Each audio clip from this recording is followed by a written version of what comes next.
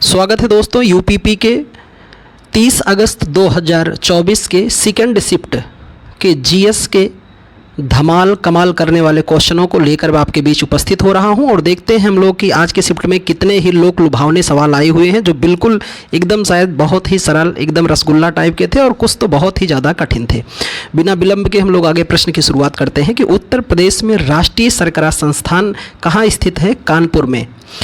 अंतर्राष्ट्रीय दूरसंचार संघ क्या करता है? तो अंतर्राष्ट्रीय दूरसंचार को विनियमित करता है अंतर्राष्ट्रीय दूरसंचार संघ। कुछ प्रश्न बहुत ही खास और बहुत आसान आए हैं दोस्त। कुछ जगह पे प्रेजेंट ऑफ माइंड भी काम करना चाहिए आपका। सोशल मीडिया पर हैशटैग का इस्तेमाल किस लिए किया जाता है? तो जुड़ाव और पहुंच को बढ़ाने के लिए। चतुर्भुज सुरक्षा संवाद क्या है, जिसे हम लोग क्वाड कहते हैं? क्या कहते हैं? क्वाड, जिसमें 4 देश जुड़े हुए हैं। इसका उद्देश्य ही होता है सुरक्षा उद्देश्य के लिए समुद्री सहयोग को बढ़ावा देना। अगले सवाल पर चलते हैं हम लोग। तो अगला बेहद खास और आसान सवाल रहा है। वह सवाल था कि ऑक्सीजन की खोज किसने की थी? जोसेफ प्रिस्टली ने ऑक्सीजन की खोज की थी। इसे भी बिल्कुल आपको ध्यान में रखना है, बहुत ही आसान सवाल था ये। ऐसे ही कुछ और आसान सवाल की तरफ हम लोग रुख करते हैं। तो अगला सवाल है कि CPBC का मतलब क्या है? CPCB का मतलब क्या है? तो C से सेंट्रल, P से पोल्यूशन, C से कंट्रोल, B से बोर्ड। ऑप्शन नंबर ए सही है। राजस्थान के मुख्यमंत्री कौन है? तो अभी वर्तमान के हैं भजन लाल शर्मा जी हैं। अगले सवाल की तरफ बढ़े हम लोग। तो अगला सवाल बिल्कुल ही ऐसा ही कुछ आसान सा सवाल आया हुआ है कि अनुसंधान में डबल क्लाउड अध्ययन का उपयोग करने का मुख्य लाभ क्या है? मेरे दोस्त, ये सवाल आपको लगभग छोड़ देना चाहिए, लेकिन हो सकता है कुछ लोगों ने ऐसा किया ना हो, तो कलम इस पे नहीं चलाना है। डबल क्लाउड अध्ययन का उपयोग करने का मुख्य लाभ क्या है? तो पहला ऑप्शन है कि यह आचरण करने के लिए कम खर्चीला होता है, यह डेटा विश्लेषण को सरल करता है, तीसरा है इसके लिए कम सहभागियों की आवश्यकता होती है। तो बिल्कुल इसका लगभग सवाल यही आंसर जाता है कि इसके लिए कम सहभागियों की आवश्यकता होती है। क्वेश्चन नंबर अगले पे चलते हैं 46 पे। बिल्कुल विज्ञान का सबसे सरल सवाल और कई बार 20 बार ये आयोग में पूछा चुका है कि कोशिका का पावर हाउस किसे कहते हैं? माइटोकॉन्ड्रिया को कहते हैं। लार्ज सिनाप्टिक सर्वे टेलीस्कोप का मुख्य कार्य क्या है? तो इसका काम है डार्क एनर्जी और डार्क मैटर का अध्ययन करना। ये भी सवाल थोड़ा सा स्तर इसका बढ़ा था, तो ऐसे सवाल को बिल्कुल बिना विलंब किए छोड़ने में असहजता महसूस नहीं करना चाहिए। नाइट्रोजन का रासायनिक सूत्र क्या है? केवल नाइट्रोजन का, N। नाइट्रोजन गैस का नहीं, नाइट्रोजन का पूछा है। अगली पुस्तक जो इतिहास की सबसे ही बहुत खास और बहुत चर्चित किताब रही, ये जरूर सवाल में आता है कि डिस्कवरी ऑफ इंडिया किसने लिखा है? जवाहरलाल नेहरू जी ने। 2016 में नोटबंदी, पुराने नोट को अंतिम तिथि देखो। ये सवाल बिल्कुल ये आयोग ने दिया ही मेरे दोस्त कि सवाल आप करो ना, लेकिन कुछ लोग माने नहीं होंगे, फेफड़ा उनका माना ना होगा, सवाल किया होगा। इसकी तिथि है 30 दिसंबर, तो ये सवाल आपको छोड़ देना चाहिए। क्षेत्रफल की दृष्टि से सबसे बड़ा देश रसिया, बिल्कुल एकदम आसान सवाल था। अगले प्रश्न की तरफ हम लोग रुक करें कि दोस्त मानवाधिकार के सार्वभौम की घोषणा की 75वीं वर्षगांठ कब मनाई गई? तो 10 दिसंबर 1948 में इसकी स्थापना हुई और अब 75 जोड़ देंगे तो हाँ 10 दिसंबर 2023 इसका सही आंसर आ जाएगा। अगले सवाल की तरफ हम लोग बढ़ते हैं दोस्त कि सोशल मीडिया प्लेटफॉर्म नहीं है, नौकरी ही नहीं है। नौकरी सोशल मीडिया प्लेटफॉर्म नहीं है, बल्कि बेरोजगारी का एक बहुत बड़ा माध्यम है। लोक लुभावन का उदय वैश्विक राजनीतिक स्थिरता को किस प्रकार से प्रभावित करता है? तो यह ऑप्शन है कि राष्ट्रीय हितों पर ध्यान केंद्रित करके, अंतर्राष्ट्रीय सहयोग को मजबूत करके, साझा वैश्विक चुनौतियों का समाधान करके, राजनीतिक ध्रुवीकरण को बढ़ाकर और लोकतांत्रिक संस्थाओं को कमजोर करके। बिल्कुल ये ऑप्शन इसका जाएगा डी नंबर, लेकिन ये भी सवाल आपको छोड़ना ही था। अगले सवाल पे बात करते हैं कि वैश्विक आतंकवाद विरोधी अभियानों का प्राथमिक उद्देश्य क्या होगा? तो इनका उद्देश्य होगा विद्रोहियों का सैन्य दमन। ये अभियान का प्राथमिक उद्देश्य होगा। अगले सवाल पे हम लोग बढ़ते हैं।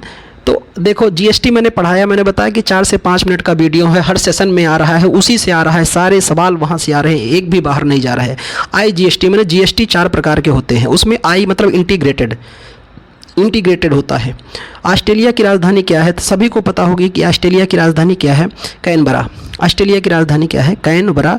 अगला सवाल है कि कौन सा भारतीय रिजर्व बैंक का कार्य नहीं है? तो रिजर्व बैंक, हाँ पहला ही ऑप्शन सही है, शेयर बाजार को विनियमित करता है सेबी, ये आरबीआई नहीं करता है, ये सेबी के द्वारा विनियमित किया जाता है। अगले सवाल पे दोस्त बिल्कुल आसान और सरल सवाल है अगला, एशियाई विकास बैंक एडीबी का क्या काम करता है? तो ऑप्शन है कि सदस्य देशों के बीच व्यापार समझौते को बढ़ाता है, एशिया प्रशांत में वित्तीय बाजारों को नियंत्रित करता है, या विकास परियोजनाओं के लिए वित्तीय सहायता प्रदान करता है सदस्य देशों के मध्य। हाँ, तो वित्तीय विकास, यह विकास परियोजनाओं के लिए वित्तीय सहायता प्रदान करता है। भारत की पहली पंचवर्षीय योजना, इकोनॉमिक्स का सबसे सरल सवाल यही है, 1951 में शुरू हुआ था। बात करते हैं हम लोग कि लुइस मोंटेनेग्रो जो हाल में ही खबरों में रहे, वो कहाँ के प्रधानमंत्री? तो पोलैंड के।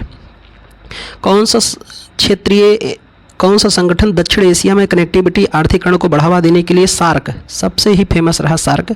संविधान का कौन सा अनुच्छेद, ये रिपीटेड सवाल हैं बार बार, ये सारे सवाल रिपीटेड हैं जितना इधर देख रहे हो आप, सार्क भी है और जो 63 नंबर है भाषण और अभिव्यक्ति की स्वतंत्रता अनुच्छेद 19।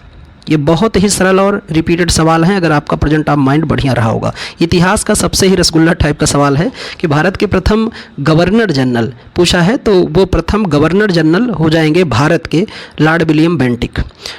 भारत के संविधान के अनुसार साइबर अपराध के विषयों की सूची में आते हैं, तो ये रखे गए हैं 7वीं सूची में, जिसमें संघ सूची, राज्य और समवर्ती तीनों सूचियों का विभाजन किया गया है। अगले सवाल की तरफ बढ़ते हैं लोग हम दोस्त कि डंपिंग का मुख्य कार्य क्या है? तो डंपिंग जो है वो है कि विदेशों में उनकी लागत और घरेलू बाजार की कीमतों को कम करके माल को बिक्री करना, इसे डंपिंग कहते हैं। सिंधु जल समझौता एकदम पढ़ाया हुआ सवाल है, बिना देखे एकदम लगाओ, तो 1960 में। अगले सवाल की तरफ हम लोग बढ़ते हैं दोस्त कि राष्ट्रीय समुद्र अगला सवाल है, राष्ट्रीय समुद्री दिवस कब मनाया जाता है? तो राष्ट्रीय समुद्री दिवस कब मनाया जाता है? इसके 4 ऑप्शन है। पहला ऑप्शन है कि 10 जुलाई को। देखो दिवस से जो भी सवाल आए हैं मेरे दोस्त, वो बहुत ही सरल सवाल आए हैं, इससे ज़्यादा सरल कभी सवाल फिर हो नहीं सकता, ये विश्वास कीजिए, क्योंकि अब कभी आया नहीं इससे ज़्यादा सरल सवाल। तो ऑप्शन है 10 जुलाई को, ऑप्शन है 5 मार्च को, 4 मार्च को, 7 मार्च को। तो ऑप्शन 5 मार्च को, ये भी ध्यान में रखना आपको कि मनाया जाता है। अगले सवाल की तरफ चलते हैं हम लोग। RDX का पूरा नाम क्या है? Research development explosive, RDX। तो ये ध्यान रखना, रिसर्च डेवलपमेंट एक्सप्लोसिव, ठीक है, एक विस्फोटक है ये। अगले सवाल पे बात करते हैं हम लोग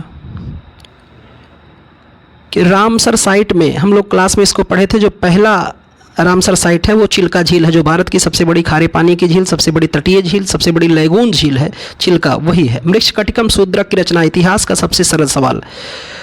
बात करते हैं कम विकसित देशों में गरीबी मुख्यतः किसके कारण होती है मेरे दोस्त? तो आय की असमानता, आय कम होता है। किस खनिज को दबी हुई धूप कहा जाता है? तो वो कोयला को कहा जाता है। अगला सवाल है कि 2016 में भारत में विमुद्रीकरण नीति का प्राथमिक उद्देश्य क्या था? काले धन पर अंकुश लगाना, सरकार काले धन पर रोकना चाहती थी कि काले धन पर अंकुश लगाया जाए। और आखिरी बात करते हैं, केंद्रीय उत्पाद शुल्क की दरें 12.6% से बढ़ करके कितनी हो गई हैं? तो लगभग 12.50% हो गया है। तो आज के सवाल में कुछ ऐसे सवाल थे जो आपको नहीं करने थे, कुछ ऐसे सवाल थे जो आपको सॉल्व करने थे।